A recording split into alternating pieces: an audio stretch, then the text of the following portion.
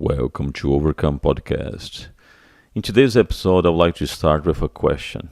Can an injury that takes you out for months, almost a year, be used as a way to completely restart your life and make sure that now you're doing the right thing and going to the right direction? Well, today, Jason Lee is going to talk about his injury and this spiritual process that he went through as he was rehabbing from this injury. Very interesting perspective. Let's get to it.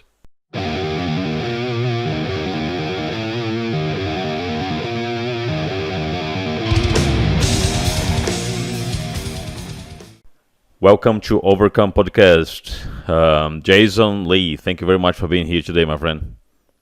Thank you, Yuri.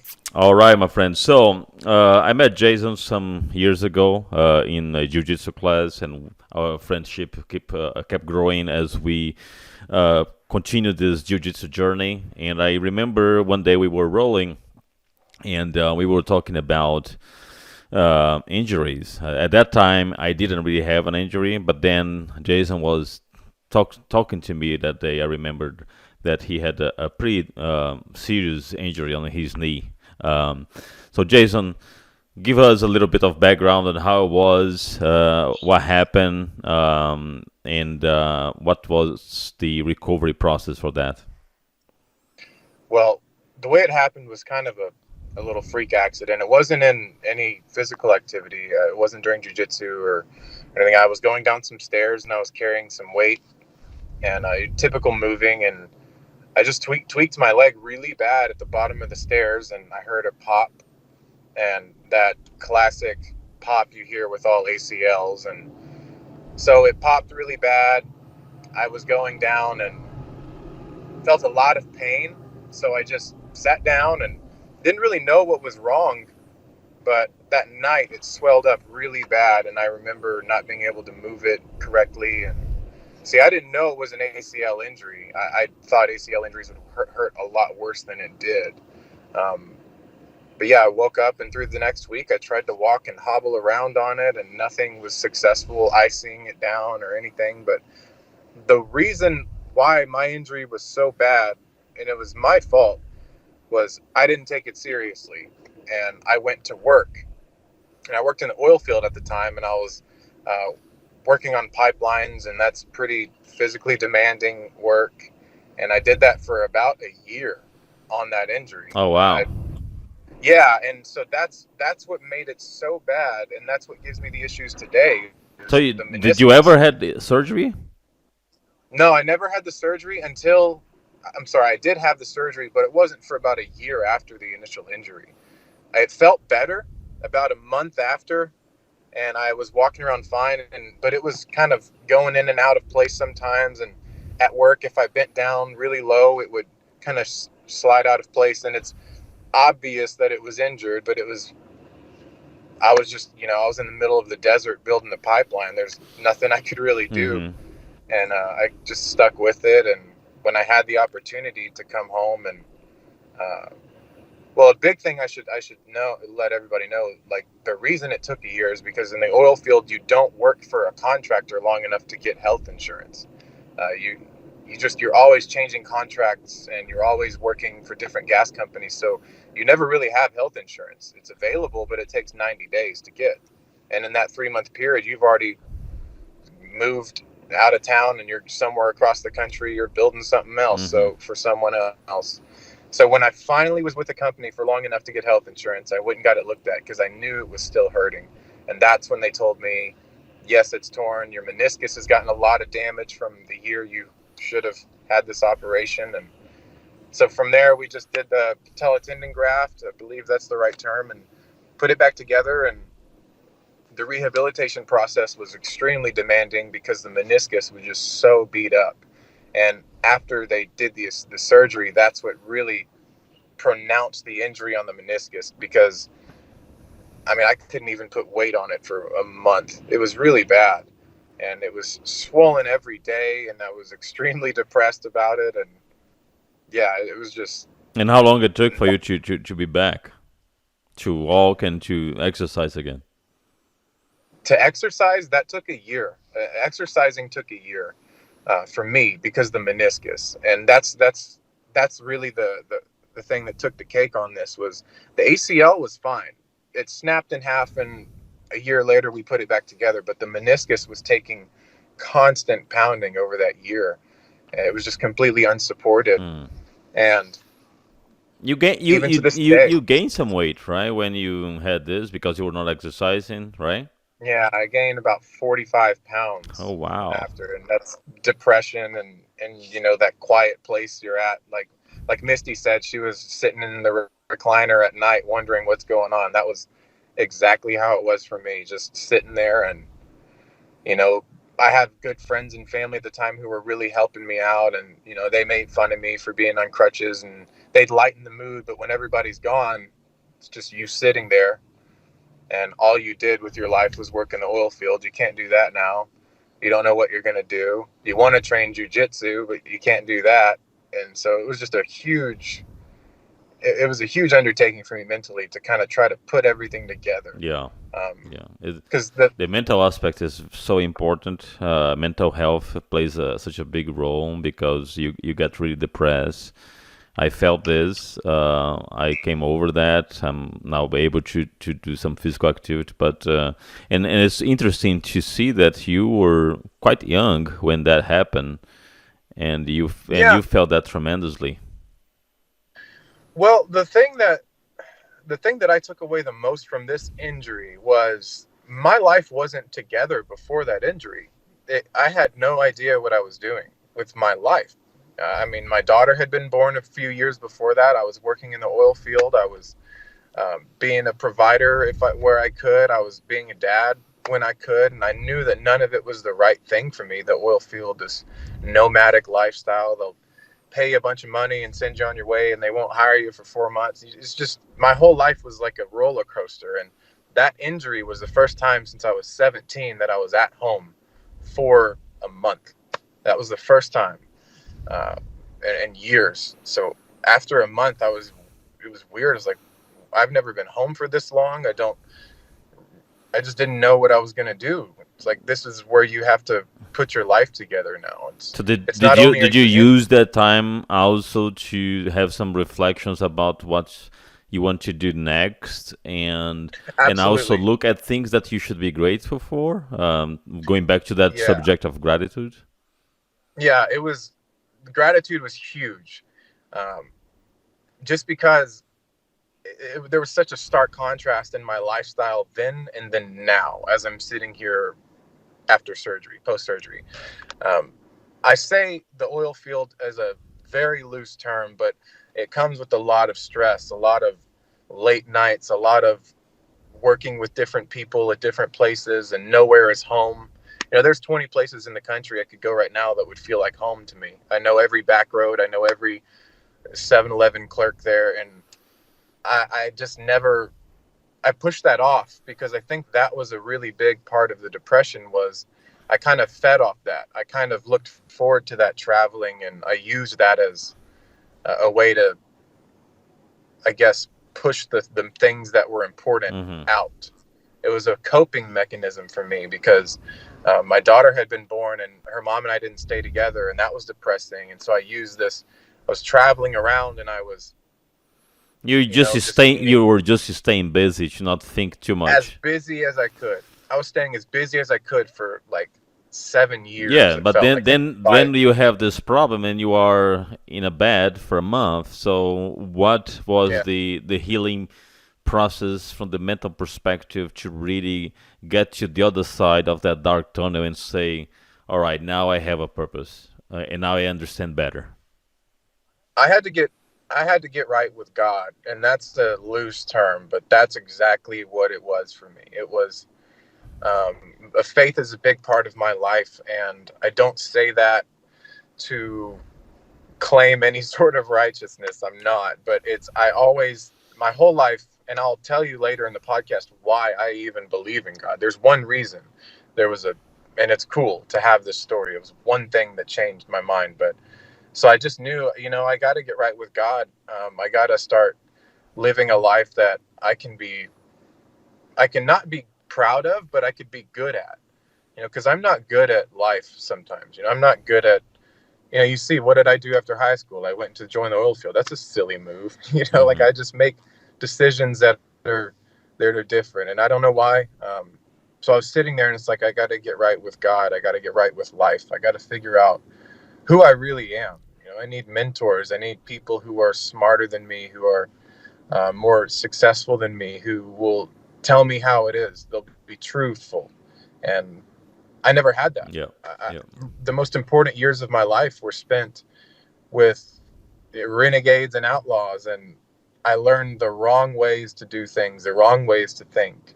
Um, I remember for a year of my life, I thought that being angry was the right way to be. Just be mean to people and be rough around the edges, and I just all these So silly in things. certain way, having this injury that actually took you down for so long, it was beneficial at the end of the day. At the end, it was beneficial for you to have this pause and self, reflection about everything that was happening. So if you look back, maybe that was a divine intervention that caused all that thing to happen.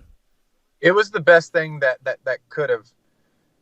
I don't want to say it was the best thing that could have happened, but the time I spent, the lessons I had to learn, and at the time in my life, it was the right thing. It was the right move. It kicked me down. Not that I was on some pedestal, but it kicked my mind down. Uh, it put my life in one place and nailed it in and said, "Look, this is how it is." Yep. It's just impossible to do this. You're not going to do this for a living. You're not going to be this person. Those people aren't your friends. Sit at home, be around your family, the friends who care about you, and start over. Yeah, And because it this was is really this is a good uncomfortable. point. When you are down, some people will approach you usually when you are at your peak, but when you are really down, then you're gonna realize who your true friends are, the ones that will support Yeah. you at that moment. So this is also a very good restart and a way to rethink this whole network of friendship altogether.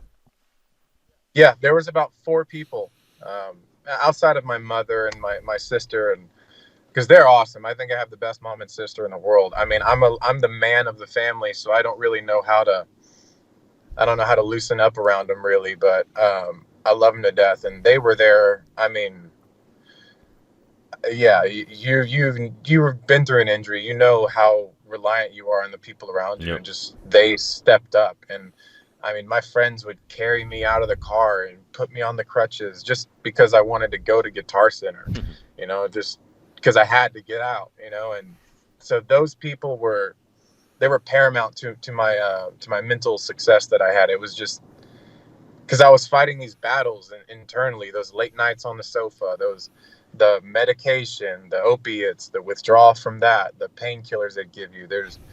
Yep. I remember the night of the surgery because my father passed away from anesthesia. He had problems with anesthesia and surgery, and he died at home about 10 hours after his surgery. Oh wow.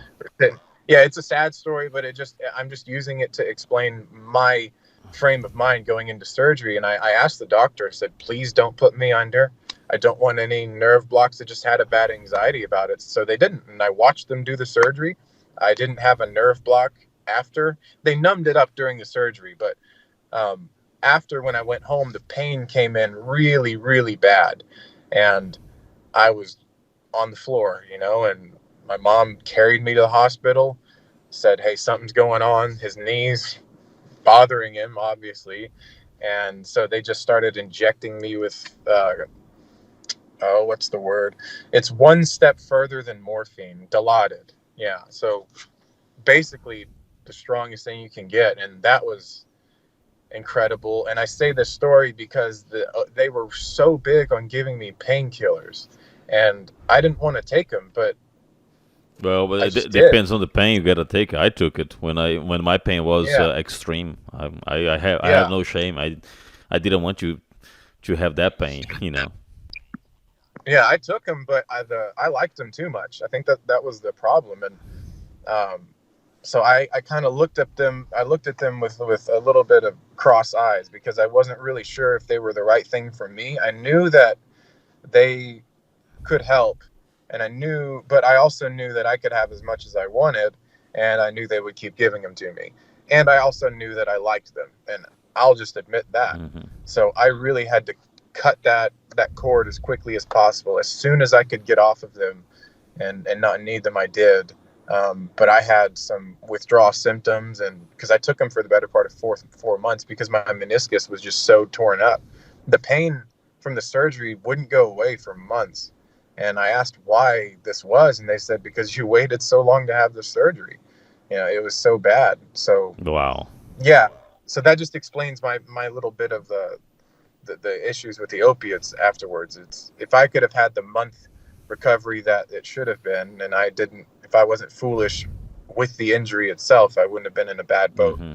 after surgery. But we got cleared of that, and the physical recovery was pretty tough. I think I lost. I mean, I'm looking at my legs right now. I still don't have as developed of a quadricep or a quad as I do in my right. It's just something I never really bounced back from. Um, like even today in jiu-jitsu, I can't pass guard to the left. I have to go right. That meniscus damage is just there, and it'll never go away. And some days it's But you don't have pain anymore, do you? some days it hurts. If I try to pass to the right, and it kind of tweaks it, then the next day it'll hurt a little bit. And I was rolling this past week, and Barbara was on top with top pressure, and she kind of like she didn't do anything wrong, but I framed with that leg, and it hurt for about 2 days after that. And that's the kind of common thing that happens to me now. It's just if I do something wrong, it'll hurt, but it's Did not you the ever do ACL. physical therapy? Yes, Okay. I did physical therapy. I did it for 3 months, and a lot of it. I don't know if I had the best physical therapist. Um, I'll just be candid about that. I don't think that they were the best that they could have been because it was way more painful than anything, Well, and but maybe but that's how it's supposed to be. physical therapy is almost like a bi-directional type of relationship. You got to do your part. So were you doing your part as well? I think I was slacked at a little at the beginning. I think I was slacking at the beginning because it was, and I don't know if this is the case, but I think that the physical therapist just heard ACL recovery and gave me the ACL recovery packet.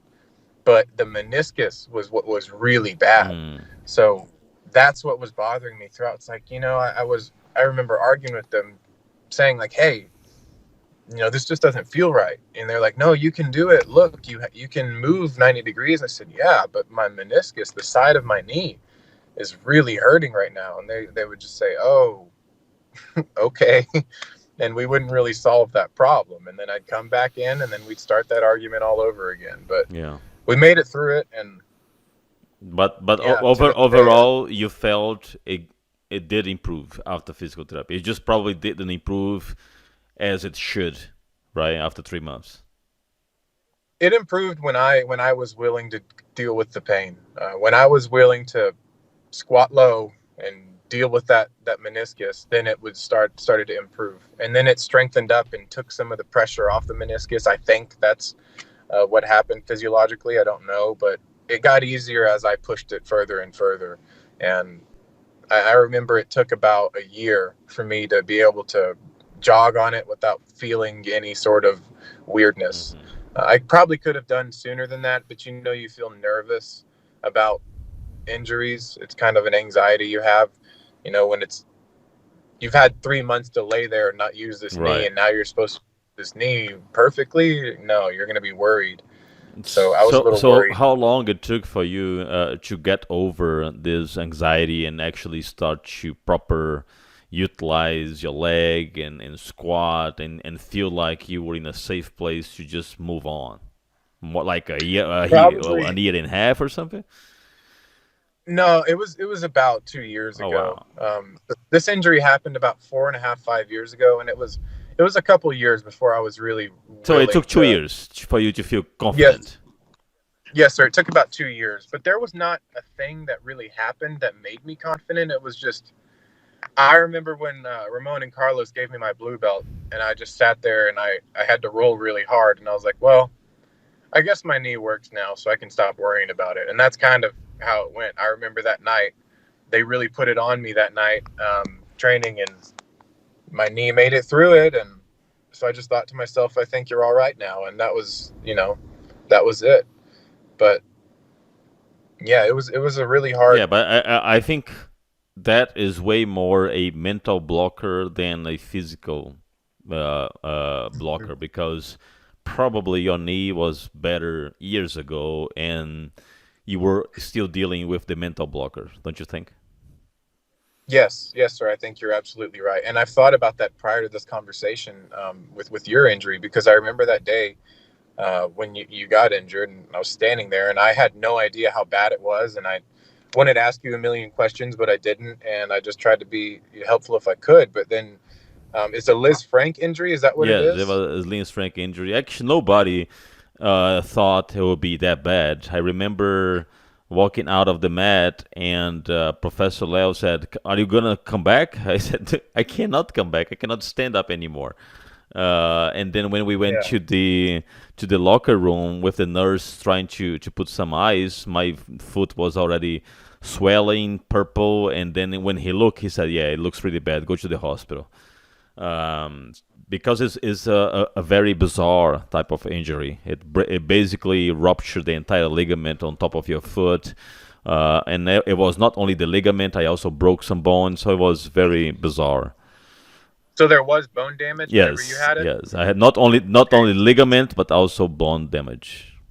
That's what I was going to ask, because I remember you posted it on Instagram, and you posted some information about the Liz Frank injury, and I remember thinking, wow, that is something that could be scary, because it's an injury, on what I read, it's an injury that's random. It can just happen. Yep. And that, from what we're talking about right now, that post injury anxiety, do you have any of that? Are you worried Well, about that? no, Because I right now I'm working really with a good physical therapist, and we are working progressively. So there is a lot of progression right now. And people ask me, "Are you going to stop judo? Are you going to stop jiu-jitsu?" And of course I always say no, because I want to continue doing what I like to do. I will probably change my game. I will probably change the way that I throw. Instead of going righty, I'm gonna go probably lefty, because then my right foot will be my support foot, support leg, right, my right side. So I probably gonna change instance. But that's things that I will adjust. I have no rush. I want to do a very slow rehab and only come back when I'm 100% feeling ready. So I think as I progress, I also working on the mental aspect, and if you can align, in my opinion, if you can align the physical progression with your mental toughness, progression, then at the end of the day, you're gonna be fine.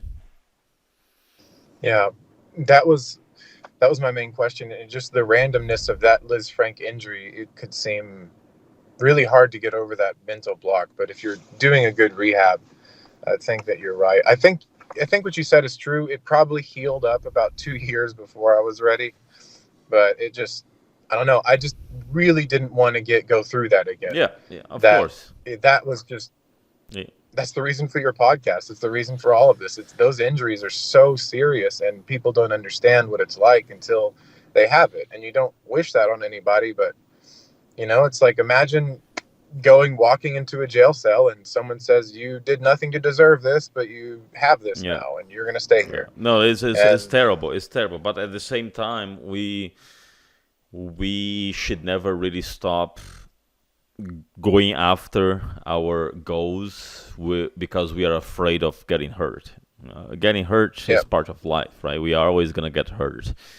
It's more about how we take that beat and rebound, because there will always be ups and downs, and it takes time for you to digest this. Now, today is actually 3 months since the injury. Only today I'm able to visualize that, because 1 month ago I was not able to, 2 months ago I was not able to.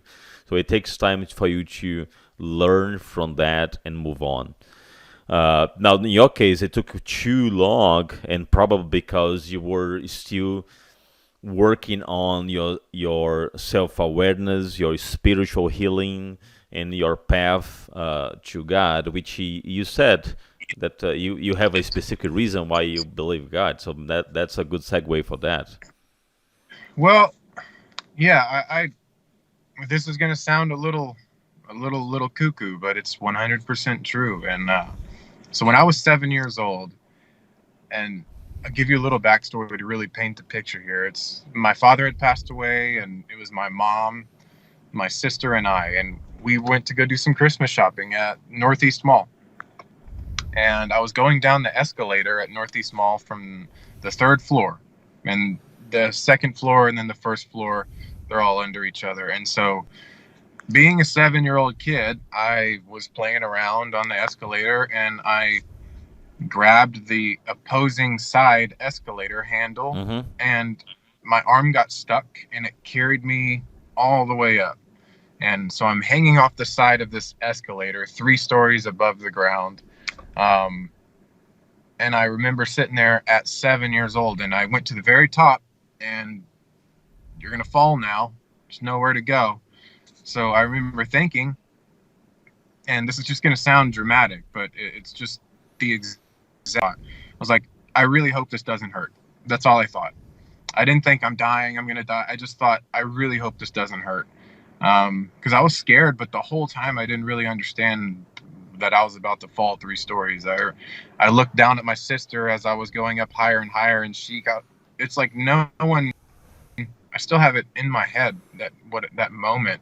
It's like no one really understood what was happening. Here's this kid hanging off the side of an escalator. He doesn't belong there. He's going higher and higher. He's going to hit a wall, and he's going to fall down. What do we do? And it's like 6 seconds long. It's like there's no. So I'm sitting there and I'm just thinking to myself, I'm about to fall right now. And I saw the end of the escalator and the glass wall that's right there. And yeah, my arm hit the glass wall, and it got really, really tight because it was stuck, and it broke that arm, kind of popped the arm out, and I just fell.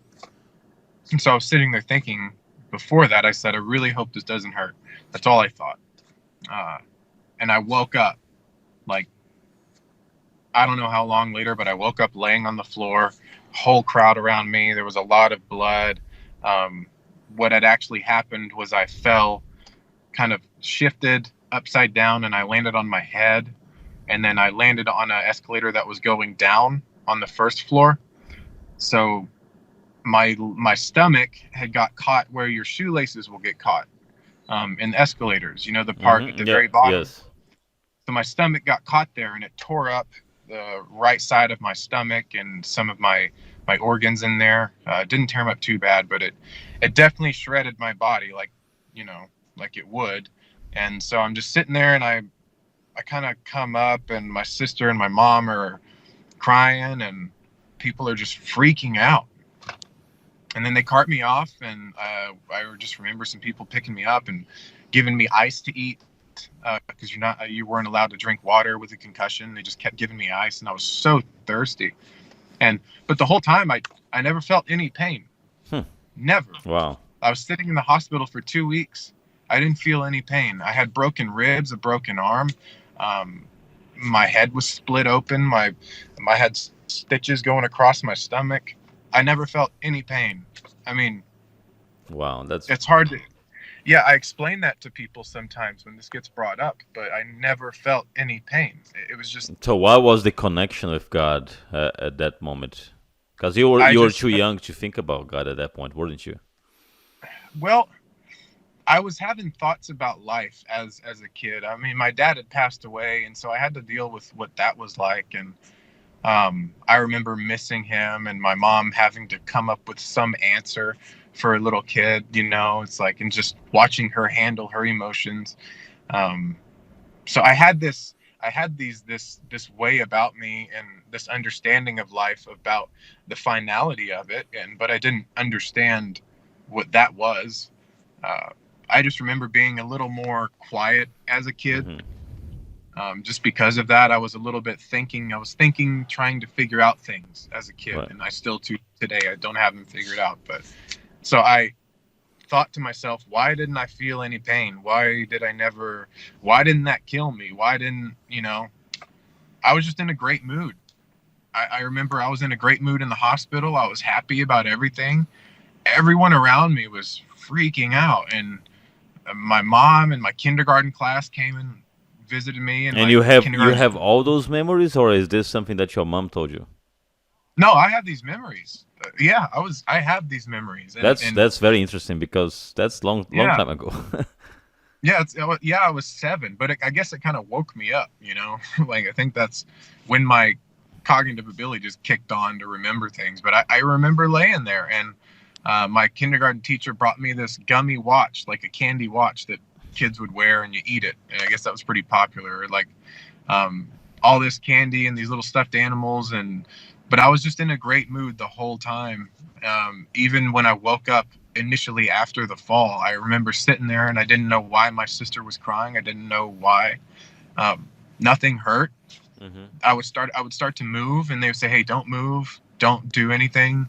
And I just felt confused. Like, why can't I move? Why am I not allowed to move? I didn't understand the whole thing. Yeah.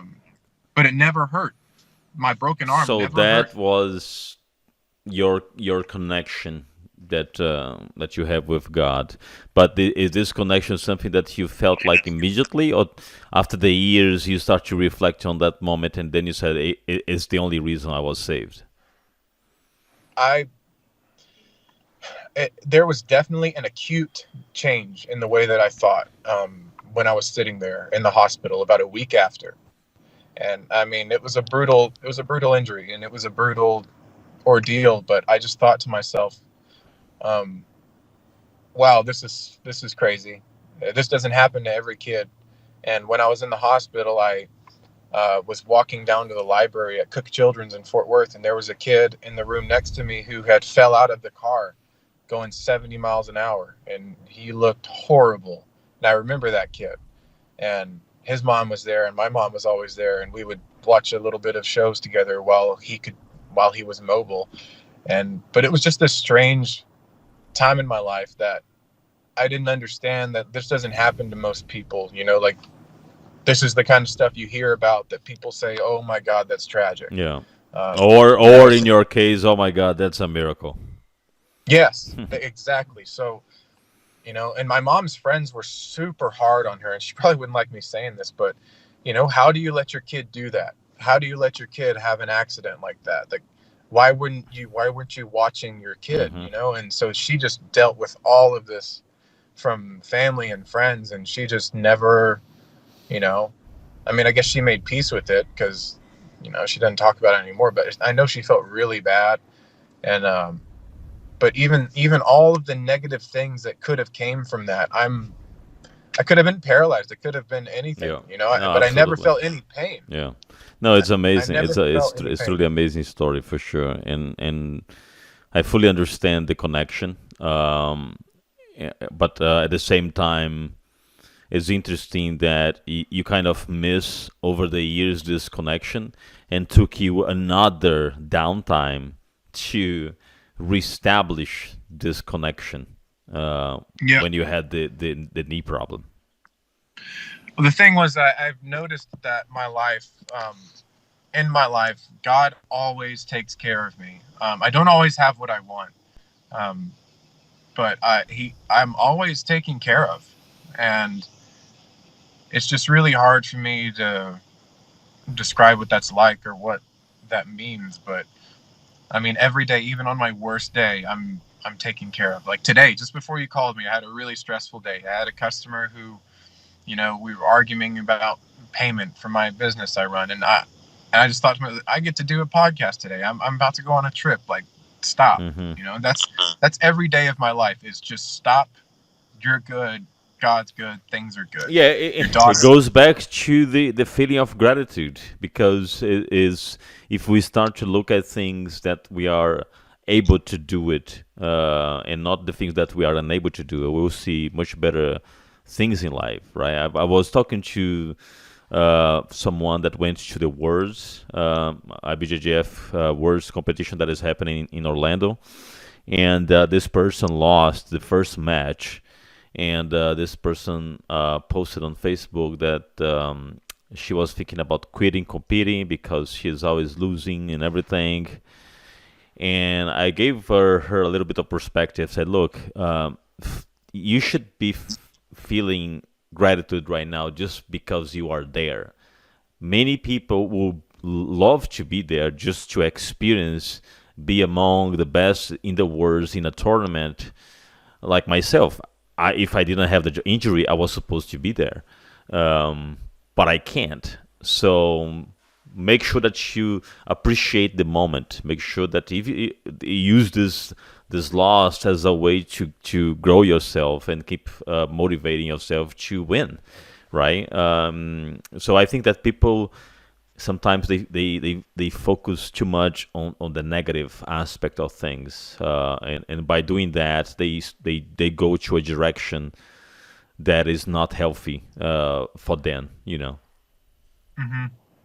It's really easy to fall down that too, because I look at it as the way I think. I try to personify things in my mind. I try to put an idea as a person, and then what would that person be like. So things like that, I imagine it as like a depressing person just like beckoning you, hey, just give up, just say the wrong thing or be mean and lash out.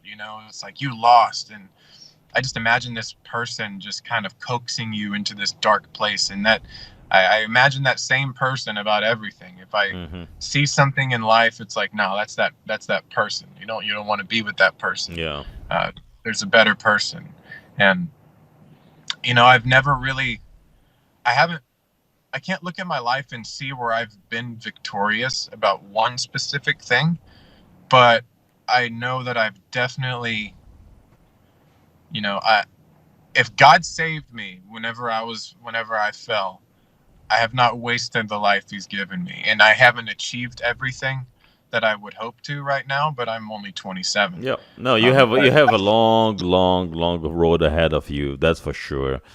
yeah, And you are in the right place. You are surrounded by great people that I know, that's and that's yeah, very important because, that's the thing. yeah, that's very important. Be surrounded by good people, because if you are with people that don't have goals in life, that they are just you know living a day after day without having that wish to do better, you're gonna become like them.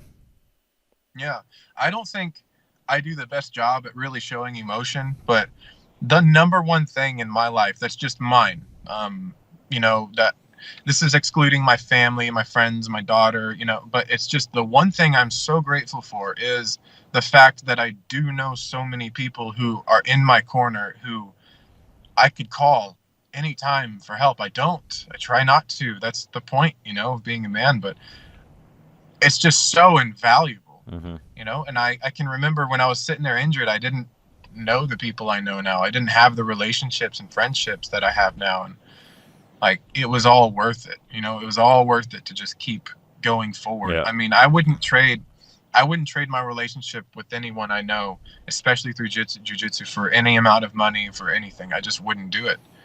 Just the fact that there's people I genuinely respect as men who are respectable men, who really care. Like, that's just Yeah, and that. and about and exchanging this for money is not worth anyway, because when No. you are injured and you are on your bed, you can have all the money in the world. Is not going to change the fact that you're going to have Yeah. to wait and make sure that nature is helping you to heal. That the money won't help you. What's going to help you is the people that support you, that human Yeah. connection, the people that cares about you, and this is priceless. Yeah. Life is people and time. That's kind of what I tell myself. The thing you have in life is the people and the time you have with them, and that's just as simple as it is for me. I love my friends. I would do anything for them. And it's so important to me. And I have to kind of contrast this because in high school and right after high school, in that oil field lifestyle, that I didn't have good, respectable men around me. I thought they were, but they weren't. And now I'm like, oh, okay, there's some levels to people, there's levels to the quality of man that you can be. So just at this time in my life, to have that around me, to look up to that, and to even help people who are underneath me, it's just to be that for someone else, for my nephew, for the new guys at jiu-jitsu, is just to try to be some form of a good thing for them. I don't know what the word is. Yeah, be a role model. Be someone that you inspire others. Is the old concept of paying forward. Make sure that you are paying forward what people did to you, and that you can also be a role model to someone else. And that also helps you to get more mature, and also helps you to grow. Helping others is always a good thing, because it doesn't only affects the people that you are helping, it affects you because you become better. Yeah, it's the coolest thing to see. Just seeing it with just the past year or so I've been with BTT, the new guys who came in, and just the man that they are now versus when they walked in. It's just their confidence is skyrocketing. It's just the way that they carry themselves, and you could probably get that same thing from something besides jiu-jitsu, but that's just the only thing I know that is so life-changing. Just the confidence, the relationships, the friendships. I mean, there's something special about it. You know that for yourself. Absolutely. How many friends get to fight their friends over and over, and really be friendly about it? It's cool. Yeah, it's super cool. Well, Jason, we are on top of our time here, so I would like to thank you very much for your time. I wish you the best. Thank you very much for spending some time to share your experience. I think it's super valid, and keep working, man. You're doing well, and I'm pretty sure you can do even better as you move forward. Thank you, Yuri. I look up to you. You've always been a kind, honest person to me, and I appreciate you a lot. And I hope your recovery gets even better. Yeah, absolutely. I'll be back to the Mets next year for sure. All right. Thank you, Yuri. All right. Take care. Thank you. Bye-bye.